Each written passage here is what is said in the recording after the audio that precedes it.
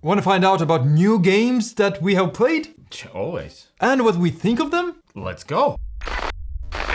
In this video, we're each gonna present 4 games that we tried out, tell you if this game is for us, Or for someone else. or for our friends, games that we still would like to play, just not have in our collection. Yeah. I'll start with Survive Alive, which is a roll and write game. You're not holding it roll right. And it's a zombie game where you try to survive zombie apocalypse. Zombies are... Yet again.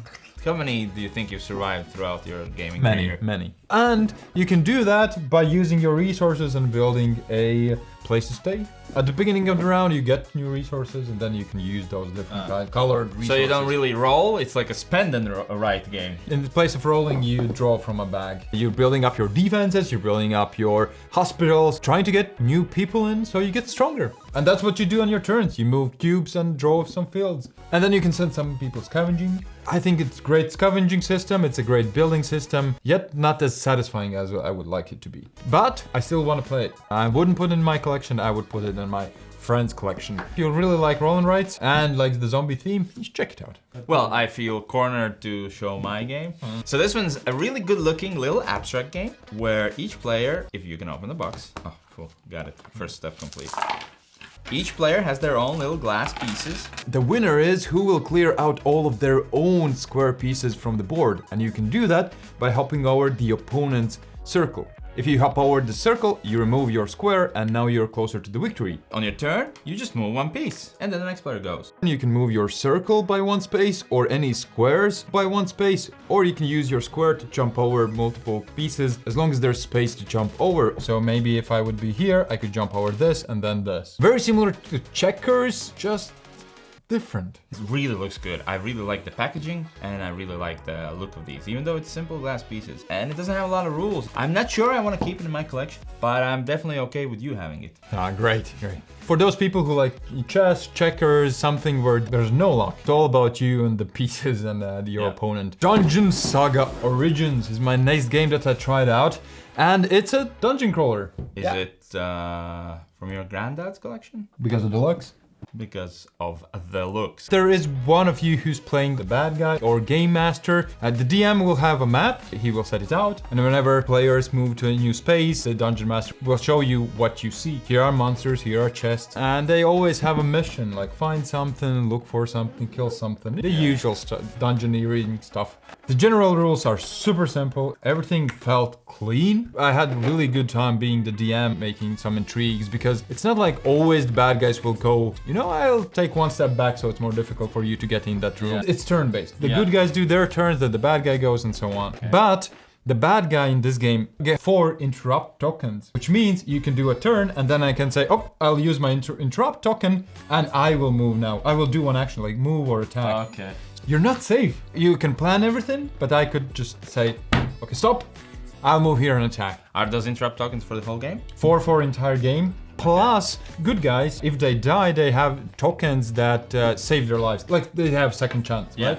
So if they use them, they heal up, but they will have to give that token to the GM, and now he can use it as another interrupt. Yes, you have like 2 lives, but you don't want to die because it's more interruption, which is a really nice twist. I think I'll put it in my collection. I really enjoyed it. If you're a DM and playing with kids, you can always, I think, shape the scenario for your needs. So last time you brought a book.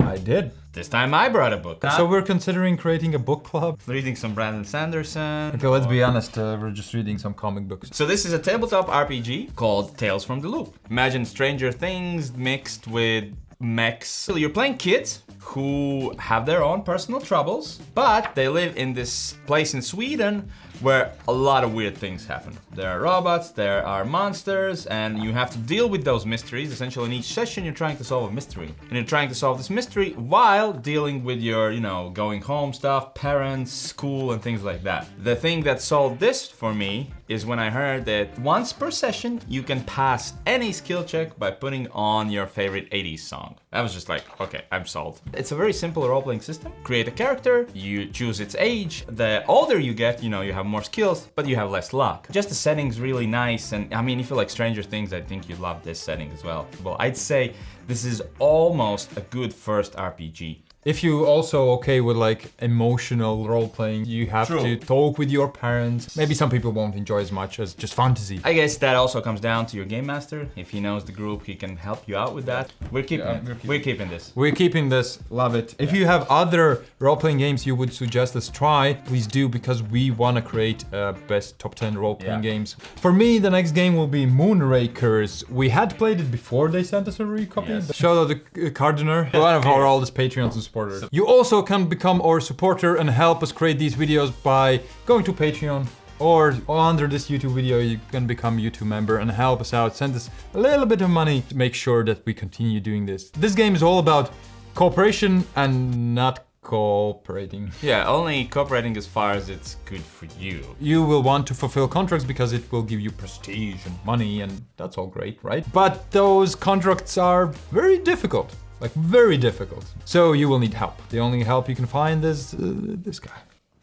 Your competitor. Each time you try to complete the mission, somebody can help you. If you help me, I'll give you 1 prestige, or I'll give you some of the money. And then he'll say, are you kidding me? No, I'm not. And he's like, give me more. And then you say not. And then after like 25 to 30 minutes of discussing this one mission, you actually go to the mission, right? Alone. Yeah, yeah, exactly. And then you together try to fulfill it. If you do, great. If you don't, you most likely will lose victory points, which is not great. But you will also upgrade your ship and get new crew members that will help you fulfill these contracts. And it is in itself a deck builder. For those missions, you'll need certain icons and skills, and you get those on your cards. I love how it looks. It looks really brilliant. And I played it quite a lot solo since we got that review copy, and it's in my collection. This is a very social deck builder. Unless it's the end of the game and you're super powerful, you cannot fulfill these contracts alone. So you will have to cooperate from time to time, and it's not that easy.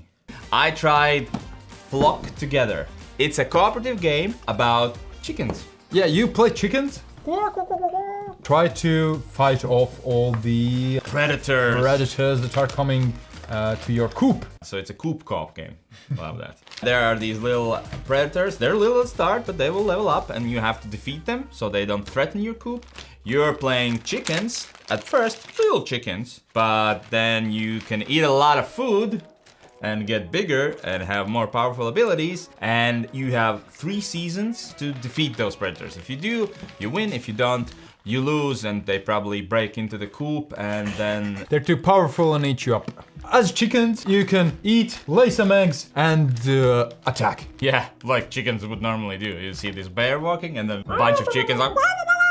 I really like the thematic aspect of this. You're like a chicken, you're running out, attack, and then each time you attack the predator, it hits you back. Then you have to run back and heal, and then you back again. When some chickens die in this game, and yes, I'm sorry, chickens will die in this game. The other players can get you back in the game by laying an egg, and then you hatch from that egg, and then you're a new chick that can join in the fight. All together, I have to mention the production of this game is just through the roof. It's 10 out of 10. Like it's amazing. Yeah, for sure. the components, these little books where you upgrade, and the board. If you don't defeat those predators quickly, they will level up. So you always have this choice of, okay, we have to go and hit them, but we should upgrade, right? There are some great decisions, but there's not a lot of those decisions. Usually there's gonna be an obvious thing to do. When it's your turn, you do 2 actions. Well, I'm gonna take 1 food and move here. And that's your turn. And it doesn't feel like traveled across the whole world in like Eldritch Horror and fought this monster. No, it's just a very simple thing. Obviously, you're a little chicken. What can you do? All of us enjoyed it. I think it's very accessible for kids. The cuteness of it helps a lot. Production value, amazing. And gameplay-wise, I feel like they are missing one thing. I don't know what it is. Maybe 2 different kind of resources. When you upgrade, you could have a choice between 2 chickens, powers or something that gives you more choices. So would I go and buy this game? No, but it's not for me. I would put in my friend's collection and hoping that when my kid grows up. So I got it. I'm taking this. I'll give it to you back in a couple of years. Yeah, let's do that. Let's do that. The gameplay is a bit, I would say, shallow. Okay, so Zoo Tycoon is a game where you are the owner of a zoo. Like Tycoon? Yeah, exactly. Oh. And you're trying to create the best looking and most awesome zoo while also preserving Earth. Zoo Tycoon, the bookkeeping game. You have tons of animals, you have to like get them and you don't sell them, but you know, it's kind of selling them. And you always have to follow along this huge graphic of what's available and what's not, which animals, see? Oh. Yeah, it looks fun, right? See, there are different animals. Yeah. And in these little windows, you will see what animals are available or what other zoos are looking for. You have to check, all right, can I get black bear this time? And the next season it will change. And when you're placing them in your zoo, you have to figure out what genders are there. Are they like alpha animals and only can live alone or not? And a lot of management. It's all about management. You first of all will kind of draft these animals, then you will place new terrains in your zoos right there. Then you can send your workers to do different things, and at the end of the round you will get money for how well you did. You have to spend a lot of money. When we played it for the first time, we were all bankrupt immediately almost. You also will breed these animals, so you will check, okay, these animals are the right genders and right situations. You roll dice and see if they make new babies or not, but you can't overpopulate the zoo as well. There's a lot of things going on. It's like really a zoo simulator. The bad things that comes with that are a lot of complicated rules. I did enjoy it. I would like to get back to it, but it will be super difficult. Even now when I know the rules, I know that it will be super difficult to get to the table. Is it realistic to play this game? No. Would I like it? Yes. Also, the length of the game is basically the whole day. But there's a lot of love put into it. This is more of an experience than a board game for sure. I have good things to say about it, but as a board game, it's a lot of work. Do you want to work while playing board games? No. Then no. Your last game? My last game? Yeah, what's your last game? Well, I usually bring the war game or two, right? No. No! No!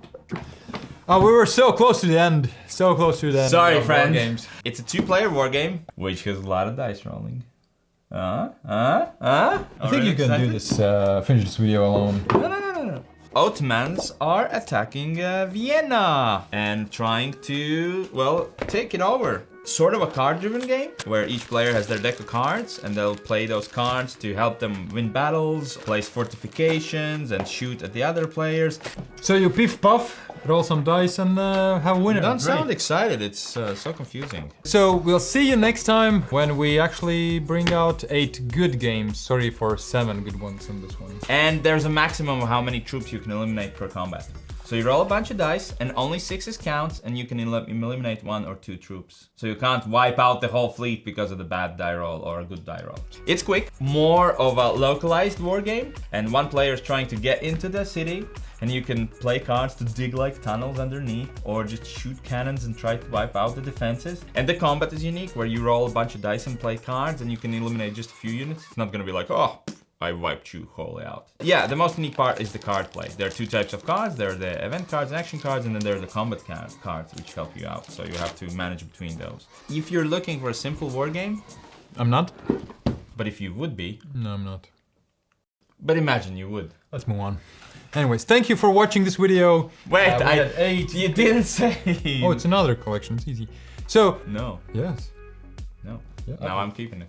I was gonna say friends collection. No, I'm keeping it. I love war games. You cannot shut me up. Well, you can actually. You can edit it out.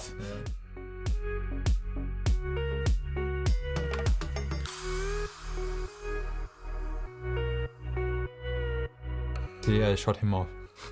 Shut up. See you next time. Name games you have played recently.